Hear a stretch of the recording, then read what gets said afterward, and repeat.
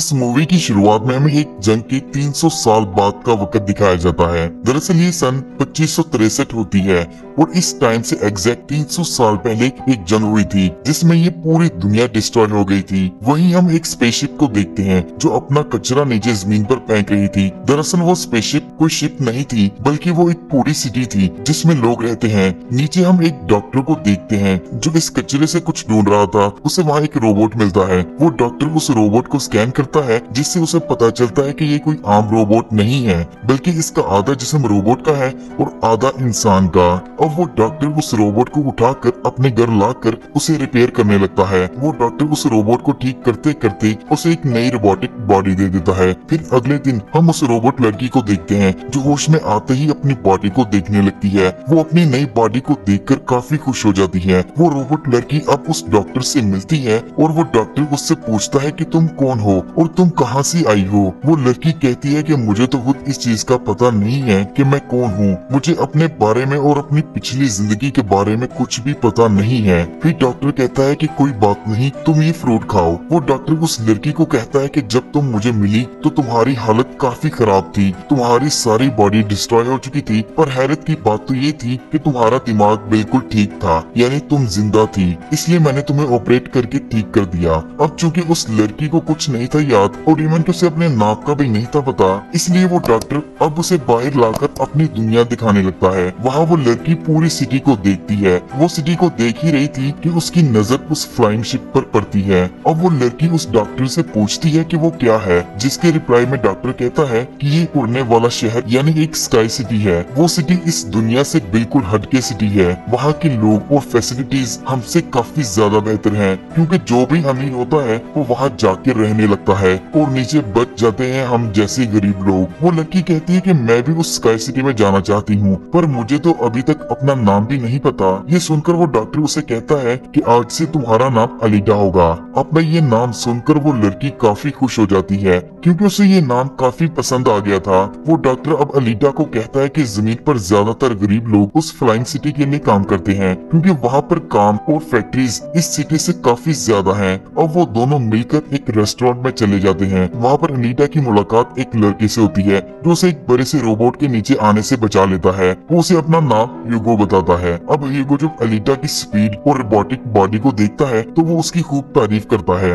आपस में बातचीत करने पर अलीटा और ह्यूगो अच्छे दोस्त बन जाते हैं। फिर हमें रात का वक्त दिखाया जाता है जहाँ पर एक सीरियल किलर एक मासूम लड़की को जान से मार देता है। दरअसल नीचे सिटी में एक ऐसा किलर घूम रहा था जो मासूम लोगों को जान से मारकर उनके बॉडी पार्ट्स को सेल करता था। अब अलीटा ये खबर न्यूज में सुन लेती है। फिर उसके कुछ देर बाद डॉक्टर बाहर से घर आता है और उनके हाथ पर खून लगा था। ये खून देखकर अलीटा ये समझने लगती है कि डॉक्टर ही वो सीरियल किलर है जो मासूम लड़कियों को जान से मारता है। अगले दिन उस डॉक्टर से मिलने उसकी एक्स वाइफ आती है। वो अलीटा की बॉडी को देखकर काफी हैरान हो जाती है। वो लेडी फिर उस डॉक्टर से पूछती है कि तुमने इसे वो बॉडी क्यों दी। दरअसल वो बॉडी उस डॉक्टर की बेटी की थी जो कि काफी बीमार रहती और उसका किसी ने मर्डर कर दिया था। अब हम ह्यूगो को देखते हैं जो अलीटा को एक गेम खेलने के लिए इनवाइट करता है। वो गेम उस सिटी की सबसे फेमस गेम होती है। अलीटा अपनी तेजी से वो गेम बड़ी आसानी से जीत जाती है जिससे सब काफी इंप्रेस हो जाते हैं। अब ह्यूगो अलीटा को एक बिल्डिंग की छत पर लेकर जाता है। वो काफी ऊंची बिल्डिंग थी। उस बिल्डिंग से सारी सिटी साफ नजर आती थी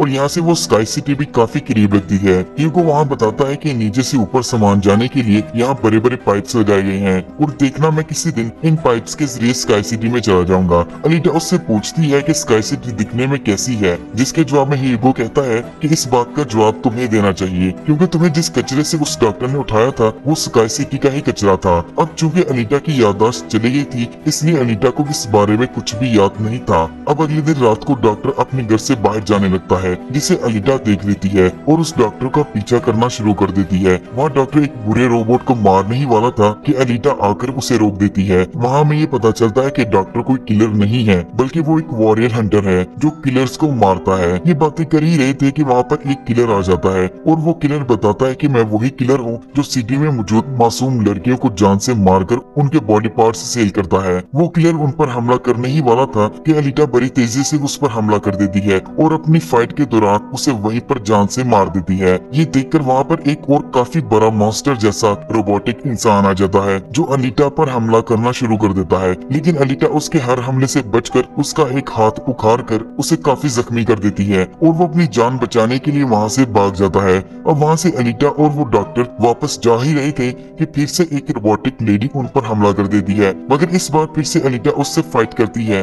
और उसे भी जान से मार देती है। अब वो डॉक्टर और अलीटा उस लेडी रोबोट का सर लेकर फैक्ट्री में चले जाते हैं, जहाँ पर उन्हें उस किलर लेडी के सर के बदले में बस कुछ पॉइंट्स ही मिलते हैं। उस फैक्ट्री से बाहर निकलने पर वो डॉक्टर अलीटा को अपने वॉरियर हंटर बनने की स्टोरी सुनाता है। वो बताता है कि मेरी एक छोटी सी बेटी हुआ करती थी, मैं, मेरी बेटी और मेरी वाइफ हंसी खुशी अपनी जिंदगी गुजार रहे थे। एक दिन मैंने तुम्हारी तरह ही एक इंसानी रोबोट की हेल्प की, पर वो रोबोट काफी लालची था। वो मेरी बच्ची को उठाकर अपने साथ ले गया ताकि वो उसके बॉडी पार्ट्स से सेल करके कुछ पैसे या पॉइंट्स कमा सके। हालांकि मेरी बेटी पैरालाइज्ड थी। मुझे उस इंसानी रोबोट पर काफी गुस्सा आया और मैंने इसी गुस्से में उस इंसानी रोबोट को जान से मार दिया, लेकिन जैसा मेरे साथ हुआ ऐसा किसी और के साथ ना हो, इसलिए मैं उस दिन से वॉरियर हंटर बन गया। हम उसके बाद एक आदमी को देखते हैं जिसका नाम वेक्टर होता है। वो दरअसल सिटी में होने वाली तमाम गेम्स को कंट्रोल करता और वहाँ काफी खतरनाक गेम्स के टूर्नामेंट करवाता। वहाँ हम डॉक्टर की वाइफ को देखते हैं, जिससे हमें ये पता चलता है कि डॉक्टर की वाइफ वेक्टर के साथ मिलकर उसके इल्लीगल कामों में उसकी हेल्प करती है। वेक्टर ने उस डॉक्टर की वाइफ से ये प्रॉमिस किया था कि वो उसे अपने साथ स्काई सिटी ले जाएगा और इसी वजह से वो लेडी वेक्टर के साथ काम करने के अलावा उसके हर इल्लीगल काम में उसका साथ देती।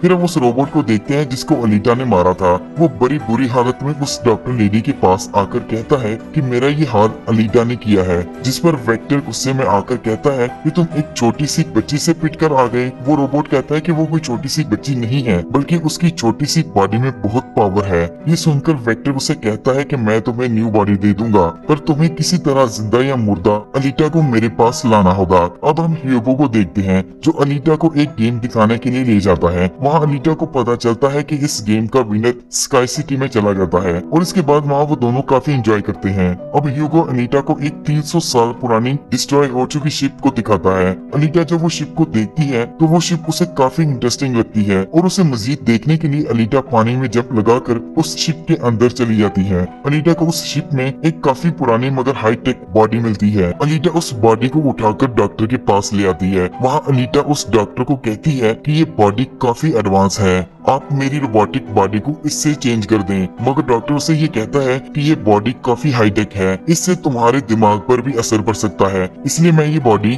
तुम में हरगिज फिट नहीं करूंगा। डॉक्टर का इनकार सुनकर अनीटा काफी गुस्से में आ जाती है और वहाँ से वो सीधा चली जाती है एक फैक्ट्री में, जहाँ जाकर वो खुद को एक हंटर वॉरियर रजिस्टर कर लेती है। अब अनीटा ह्यूगो के साथ एक क्लब में जाती है जहाँ पर सिटी के सब हंटर वॉरियर्स बैठे थे। अब अनीटा उन सबको बताती है कि मैं भी अब एक हंटर वॉरियर बन चुकी हूँ, पर वहाँ एक हंटर वॉरियर अनीटा का काफी मजाक उड़ाने लगता है और कहता है कि तुम हंटर वॉरियर बन कैसे गई, छोटी सी तो तुम हो, तुम भला कैसे किसी को मार पाओगी। ये सुनकर अनीटा गुस्से में आ जाती है और उस पर हमला करके उसे काफी मारने लगती है। उस हंटर वॉरियर को पिटता देखकर बाकी के हंटर वॉरियर काफी हैरान हो जाते हैं कि छोटी सी बच्ची में कितनी पावर है। इतनी ही देर में वहाँ पर वेक्टर का रोबोट आ जाता है। हम देखते हैं कि अब उस रोबोट को एक नई बॉडी मिल चुकी थी, जिससे वो साइज में काफी बड़ा हो गया था। आते ही वो रोबोट अनीटा पर हमला कर देता है। अनीटा उसके हमलों से बचते हुए उस पर अटैक भी करती है। अब वो रोबोट अनीटा को अपने साथ एक अंडरग्राउंड जगह पर ले जाता है। वहाँ उन दोनों के बीच काफी जबरदस्त लड़ाई होती है। वो आपस में लड़ ही रहे थे कि वो रोबोट अपने तेज ब्लेड्स की मदद से अनीटा के टुकड़े टुकड़े कर देता है।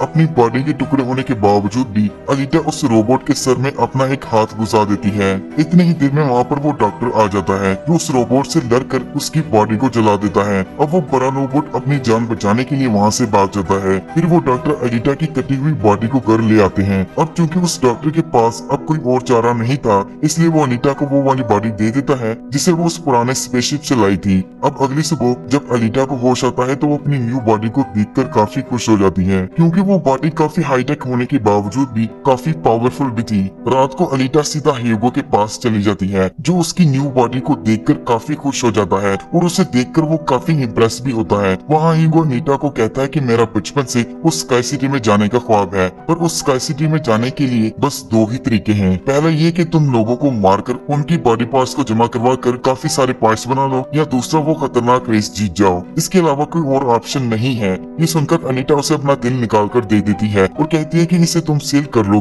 तुम्हें इससे काफी सारे पार्ट्स मिल जाएंगे जिससे तुम उस स्काई सिटी में चले जाओगे। दरअसल अनीटा का वो दिल कोई नॉर्मल दिल नहीं था, बल्कि वो काफी पावरफुल दिल था जिससे कि पूरी सिटी को कई महीनों तक पावर दी जा सकती थी। ह्यूगो अनीटा के दिल को लेने के लिए इनकार कर देता है और कहता है कि तुम्हारा दिल काफी इम्पोर्टेंट है, तुम इसे अपने पास ही रखो। ह्यूगो कहता है कि तुम्हें उस रेस में हिस्सा लेना चाहिए, तुम काफी फास्ट हो और वो रेस आसानी से जीत सकती हो। ह्यूगो की ये बात सुनकर अनीटा उस रेस में जाने के लिए रेडी हो जाती है। अब अनीटा उस डॉक्टर के साथ जाकर उस रेस में हिस्सा लेने के लिए अप्लाई कर देती है। मगर जब वेक्टर को इस बात का पता चलता है कि अनीटा भी गेम में पार्टिसिपेट करने वाली है, तो वो सब हंटर वॉरियर को कहता है कि अगर तुम में से किसी ने भी अनीटा को रेस में ही जान से मार दिया तो मैं उसे 5 मिलियन पॉइंट्स दूंगा, जिससे कि तुम में से कोई भी बड़ी आसानी से स्काई सिटी में जा पाएगा।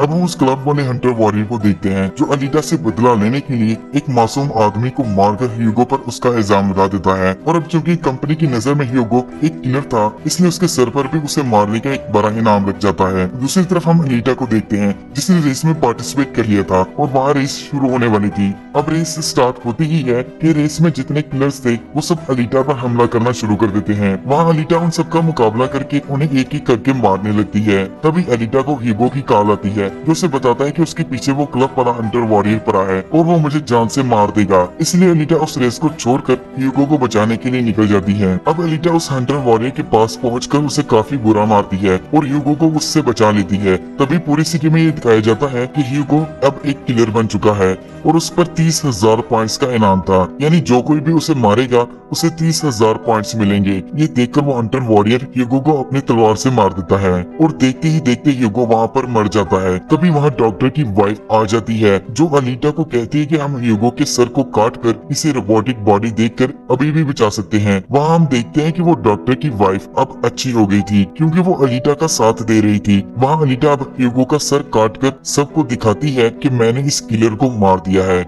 लेकिन वो हंटर वॉरियर फिर भी अनीटा पर हमला कर देता है जिसे अनीटा गुस्से में आकर उसका मुंह काट देती है। अब अनीटा उस कटे हुए सर को डॉक्टर के पास ले आती है जहाँ डॉक्टर एक ऑपरेशन से ह्यूगो के सर के साथ एक रोबोटिक बॉडी लगा देता है और ह्यूगो दोबारा से सांस लेना शुरू कर देता है। डॉक्टर अनीटा को कहता है कि वेक्टर किसी को भी स्काई सिटी में नहीं भेजेगा, वो एक बहुत बड़ा फ्रॉड है। मैं और मेरी वाइफ स्काई सिटी में पैदा हुए थे और मैं अपनी बेटी को ठीक करवाने के लिए यहाँ नीचे लेकर आया था, पर जब से हम इधर नीचे आए हैं हम दोबारा वापस नहीं जा पाए। ये सुनकर अनीटा को गुस्सा आने लगता है और वो वेक्टर को मारने के लिए एक फैक्ट्री में चली जाती है। वहाँ जो रोबोटिक मशीन्स थी वो अनीटा को देखकर उस पर हमला करना शुरू कर देती हैं और उस पर फायरिंग स्टार्ट कर देती हैं। अब चूंकि अनीटा के पास न्यू पावरफुल बॉडी थी इसलिए वो उन सबको एक एक करके मारना स्टार्ट कर देती है। वो उन मशीन्स को डिस्ट्रॉय करने के बाद वेक्टर के पास चली जाती है, लेकिन तभी वहाँ पर वो बड़ा सा रोबोट आकर अनीटा को जख्मी कर देता है और इसी इंजरी की वजह से अनीटा को अपना पास्ट याद आने लगता है। उसे याद आता है कि आज से तकरीबन 300 साल पहले वो एक वॉरियर हुआ करती थी,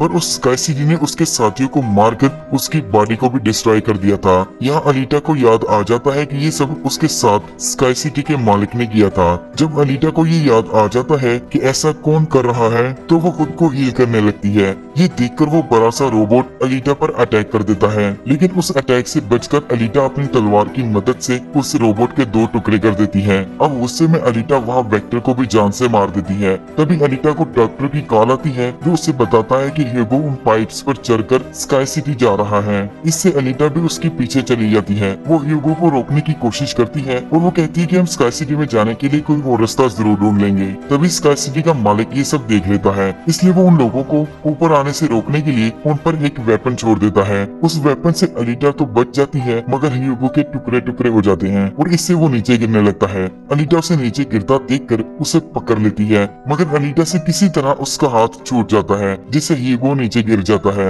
ये देखकर अनीटा काफी दुखी हो जाती है और वहाँ वो रोने लगती है। अब अनीटा ह्यूगो के मर जाने की वजह से ये डिसाइड करती है कि वो किसी तरह स्काई सिटी में जाकर उसके ऑनर को मार मारकर ह्यूगो की मौत का बदला लेगी। इसलिए अब हम ये देखते हैं कि एलिटा वो रेस जीतकर स्काई सिटी के ऑनर की तरफ देखकर अपनी तलवार उसकी तरफ करती है और वो ऑनर एलिटा को ऐसे देखकर काफी खुश हो जाता है। और इसी के साथ ये मूवी यहीं पर खत्म हो जाती है। दोस्तों, अगर आपको ये एक्सप्लेनेशन अच्छी लगी हो तो इस वीडियो को लाइक जरूर करना और ऐसे ही मजेदार मूवीज की एक्सप्लेनेशन देखने के लिए चैनल को जरूर सब्सक्राइब करना।